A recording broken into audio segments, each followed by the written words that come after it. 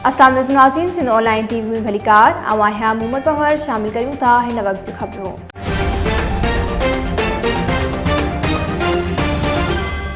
नाज़रीन, कंदरा शहर में जमीयत उलमाए सिकंदरी जो असलाए ज़िक्र सुन्नत मुस्तफ़ा सल्लल्लाहु अलैहि वसल्लम के आम करण जो प्रोग्राम थी गुज़रियो, जंहिंजी अगवानी मरकज़ी सदर जमीयत उलमाए सिकंदरी मौलाना हाफिज़ फ़कीर यूनुस सिकंदरी कई। तफ़सील मूजिब कंदरा में हुर हाउस फ़कीर अब्दुर्रहमान कटपर जी रिहाइशगाह ते जमीयत उलमाए सिकंदरी जी तरफ़ां असलाए ज़िक्र सुन्नत मुस्तफ़ा सल्लल्लाहु अलैहि वसल्लम के आम करण जे लाइ प्रोग्राम मुनक़द कयो वियो, जंहिंजी अगवानी मरकज़ी सदर हज़रत मौलाना यूनुस सिकंदरी कई।